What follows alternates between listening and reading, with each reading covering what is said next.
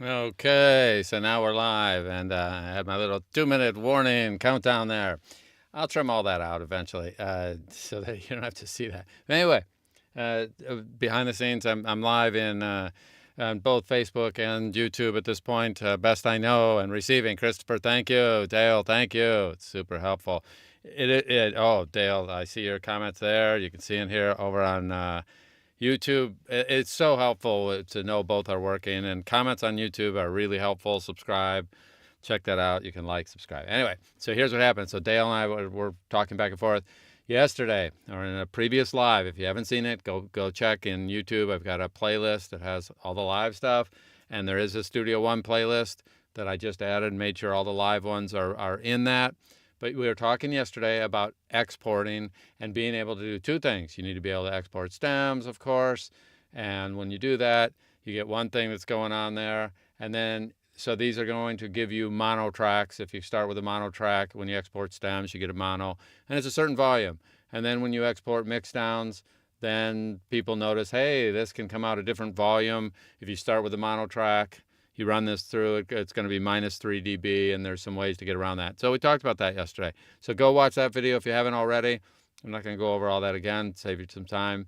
But then we have a further thing. Dale's talking about the same thing that I do all the time, and that's that we create something called a context track. And what does that mean?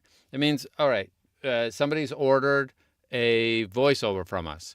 And of course, you know, we have this raw voice in this, and now I'm going to record. And so we're going to have this raw voice that we're going to send them. Now, a lot of times people who are buyers, they don't have any imagination, meaning they're used to hearing commercials, and they're used to hearing things on YouTube, and they hear those that have background music, and they have all sorts of, they have background sounds. So sometimes it makes you sound warmer. And one of the things that happens, and anyone who's been in voiceover for more than about 15 minutes and delivered to a half dozen or a dozen clients will get one client that goes, well, you sound kind of mechanical, and it sounds really cold, and they don't really even use those words. Those are kind of our insider words. But essentially, they're not used to hearing naked voice. They're used to hearing it in context. And so by the time it's done, it's going to maybe start with this thing where, yes, we have a voice that's playing here, okay? So I'll be playing that voice. And what I did was, the original thing I did yesterday had two voices. So I've taken my voice and reversed it. So hopefully it doesn't take, just because we needed two voices in that example. Now, you may just have one voice, you may have two voices, you may have four voices, doesn't really matter. But if you're doing this for an audiobook, you have one context. If you're doing it for voiceover, here's the context that you'll have. Very often, I will send them two things. One, I will send them just the voice track. Secondarily, I go ahead and I start doing this, and now I'm going to record. And then, of course, when you have punch and roll set up right, now, that's example of music. That's one context. The other thing that you may want to do is, instead of music, it's just as good. This background would be, makes me sound like I'm in an office building. I go ahead and I start doing this, and now I'm going to record. And then, now, by the way, it's subtle. So let me play that for you without, because normally I would put this quiet enough. I don't really want everyone to go, wow, he's in an office directly. It's more subtle, and I'll turn it up for you so you can hear it a little bit better.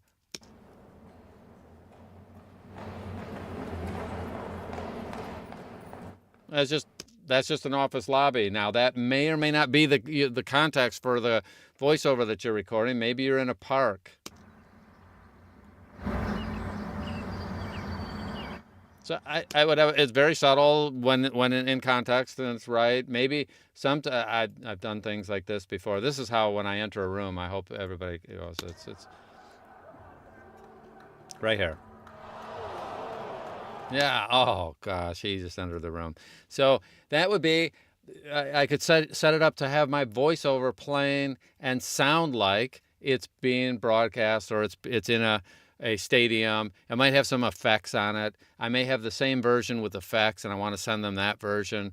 And I'll have a track here that might have that. And I just want to make it easy. So there's an export option that I call it a secret option, and it's a secret hiding in plain sight. It's just a matter of people don't think about it. but you will now. So you'll know this. You could share it with others. It's no real secret. It's just one of those things that I don't want to say nobody knows. I ignored it for years. I saw it there. I just never tried it. One day I said, hey, this is really cool. I could do this. So this is for you, Dale.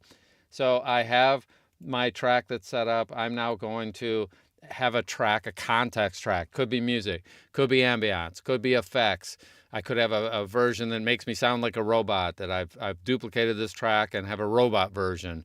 I have one that's, there's so many scenarios that you could use for this, and you will think of some that I haven't even thought of. So don't limit yourself to the examples that I'm showing here, but watch this. Normally, we would do an export stems. And so you could get that from the menu, song, export stems. I'm using it if you have my toolbar. It's brain dead easy to do this because it sets the markers. It's going to be 29 seconds. But note, look at this. Almost everybody has not paid attention to the fact that in addition, we have this main sitting up there. Now, if you have stems is a historical term from recording. And while most of us think of stems, and this is how I tell everybody in the voiceover business to think of stems, I would substitute the word tracks for stems. And if you do that mentally, it's correct. Note, stems is a much bigger thing than just tracks.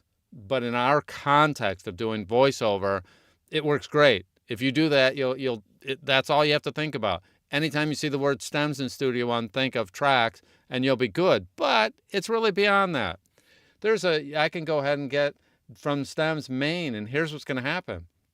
This track is going to come out mono, which is just the track, just red track here. But main is going to come out just the same as a mix down, which means, what's the definition of a mix down? It's every track that is unmuted in my display. Okay, well, it could even be hidden. But in this case, the unmuted tracks, you can see right now, I would get baseball stadium and music. I'm going to cancel that because I don't really want them both. So I'm going to mute those other two. By the way, mute and unmute. Watch this. Click once, drag, it unmutes all of them.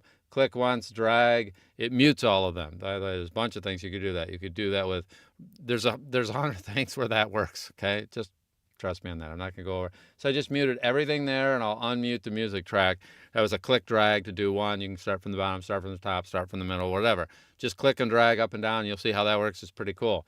So now I have a music track. So here's what this sounds like with the two tracks that are unmuted. I go ahead and I start doing this, and now I'm going to record. And then, of course, when you have... All right, so that's that. Now, during the export, mixed stems, I am going to ask it to also export main. So with one export, boom, I get two tracks that are going to come out. Oop, came up on my other screen. Let me move that over to this screen so that you can be happy. You can be happy too.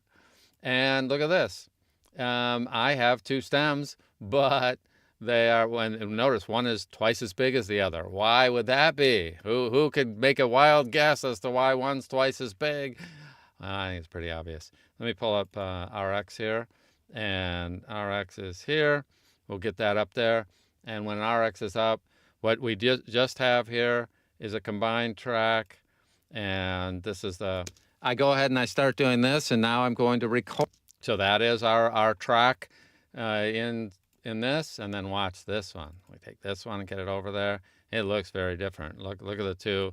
Well, you'll notice cheater. Watch this. We go back and forth. First off, there's left and right showing on the left side here. Okay. Now I do have an option set up in where by default, even stereo tracks, I show them almost always with this option turned off. So today we're not talking about RX. I'm using it to show you what's going on, not necessarily to do anything else with that. And I'm using it to show you the stats, but I'm just using this as an example. It's easy visually to see it, and I can measure the stats super quick. And so I can go back and forth between these two. But if I change this view to, where is it? View, let me go to view, and, show channel separately. I'm on a mono one, so there is none, that's why, duh. I have to be somewhat smart about it too, which I was not there in that instance. You don't get the option if you're not on a track that's stereo. This is a stereo track. It has two things. You have this and you have this, and you'll notice that because I have something turned on from our video yesterday, I'm getting roughly the same numbers between them. But now one has music, one doesn't. So they are not going to be identical. but they're pretty close. It's pretty amazing. And so a lot of stuff going on there, but it's simple. So what does that mean? Even though I can listen to it in context, I can listen to it. I build this track. I get it. Now, just before I deliver to the client, I throw in a music track, turn that on. And so I've already adjusted this one. I already know I like the voice track. Then I'll adjust the music track or the ambiance track or the special effects track or whatever. And then when it's time to export, all I do is add in the extra, which is main is always going to be stereo. It's stereo. The world starts with stereo, okay, from a Studio One point of view. And then by using the stems, I can easily get a mono track and I can get stereo, which is all unmuted tracks that I have in my display or hidden, but in my project. So it's pretty cool. It's easy. And I do this all the time. I've been doing this for years and I just don't even think of telling anybody about it. And I don't, voiceover people aren't talking about that, but it's a great option. So check it out and go back and forth. And I promise you'll find other uses for it, because remember, if I unmuted these two tracks, now what's not obvious is one of my tracks is just a baseball stadium, and that ambiance. I start doing this, and now I'm going to record. There's the stadium there, okay? And then if there was some strategic point where I wanted to have an ooh or an ah, listen to this one that's right down here. Okay, and you can get, there's all sorts of sound effects that you can get for all this stuff. But if I combine those two together, then I'm going to get this effect. And of course I'd move it around to where it belongs or where it makes sense. And you could put, you could have flames, fire, what are they called? Fireworks going off in the background. You could have a car going by, a plane going by, whatever you think is fantastic, you could have happening there. But with one export, you can get them both, your mono one, your stereo one. It works really well. And then check the one out that we did yesterday. So let me check for comments, because I've got two places of comments. Comments going to come in from Facebook. And then also it's very helpful if you throw comments over in whatever that other thing is, YouTube. And on the YouTube one, it's super helpful if you put comments even after the show stops. You don't have to put them in live. You can put them in afterward, and then I'll see them and I'll respond to those. And if you have something interesting, Dale asked a question on the one that we did yesterday about this, and because of that, he got this one today. And there's a couple. Steve's asked a question. I'll do that one as well over the next couple of days. I'm really trying to max this out and really make it work well for you. All right, so let me check comments. All right, I gotta look at my other screens. All right, Daryl, thank you. Super helpful, super helpful. Let me go over here. Well, hush my mouth, very nice. All right, Dale, hey, that's cool. I like that comment. So it's just easy, okay? You don't have to go ahead and run over here and do the mix down in order to get the wave. Now, one of the things I'm loving for in the background, I'm trying to get this whole thing on stems. And the only thing about stems, they usually are one or the other. Anyway, I'm trying to get this export over there. You'll see it happening someday. I don't know when.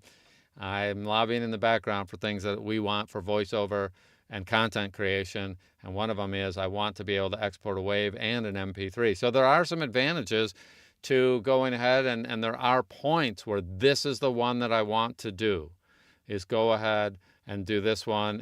But I end up with everything mono or everything stereo. And so I can get multiples here. So there are some advantages, or not advantages, there are some reasons that you'll still do mix downs. But you cannot believe how many times I don't bother anymore. I just get the mix right. I'm listening to it. That's what I want. And whether it's music, sound effects, background, ambience, park. I want to sound like I'm in a park. I want to sound like I'm in an office building. You can find all those sound effects. And once you have them, then you can just output your regular version, your context version, and it's super quick and fast and easy. Okay?